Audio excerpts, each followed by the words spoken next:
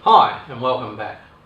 In this video we're going to review the contents of section 1 and we're going to talk a little bit more about cleaning and highlight some of the key areas that you've been through in section 1. The first page we're going to look at is the cleaning specification itself. We've already discussed this once, the frequency of cleaning. So we're going to be talking a lot about the frequency of cleaning. Now the frequency will depend upon A, the type of area being cleaned, and B, the level of soiling in that area. The other important thing to note about the cleaning specification is it will obviously vary tremendously depending on the type of building that you're cleaning. Okay, on to the next slide.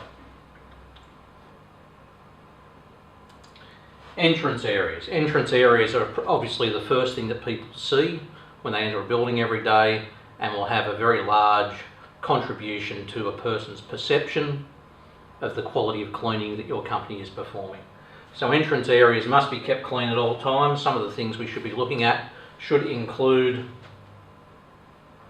front door glass, cleaning external areas, particularly within 5 metres of the entrance. Now that's obviously to keep as much dirt out of the building as possible.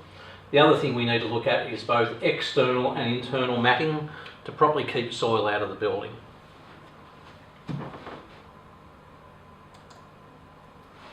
Restrooms. When we look at restrooms, we should really be thinking about what the client sees.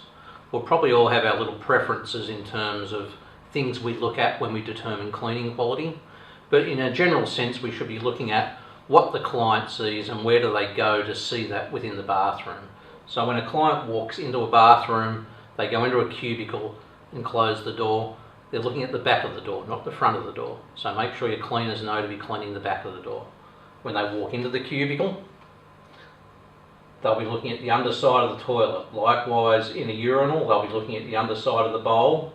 They'll also see the edges. So make sure that you're removing mop marks along the edges on a regular basis.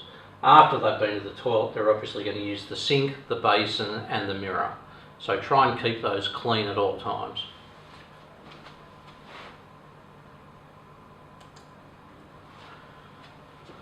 High-touch surfaces is a relatively new term and it's more applicable to healthcare and aged care, and they're obviously surfaces that we touch all the time. Environmental surfaces such as door handles, taps, lift buttons, washrooms, phones, tables should all be cleaned more frequently because those high-touch surfaces are obviously carrying germs from people's hands and there's a much higher chance of transmission of diseases from those high-touch surfaces. So it shouldn't really matter what you're cleaning. You should be highlighting in your cleaning specification and your proposal to your client the fact that you pay attention to high-touch surfaces.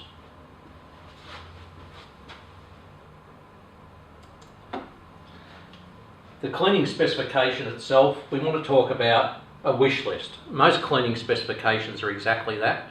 They're a wish list. It is what the client wants to be cleaned. So a lot of these specifications will basically say, can you clean everything every day, which is not realistic.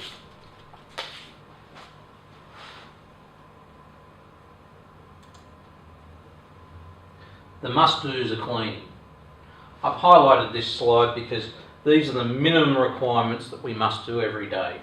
We must empty the waste bins, spot vacuum litter from carpet, spot clean hard floors, spot clean bathrooms and replenish bathroom supplies, spot clean high profile important areas of the building such as entrances.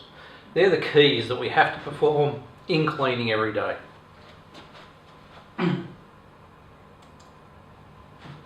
Now we'll talk about the should-dos.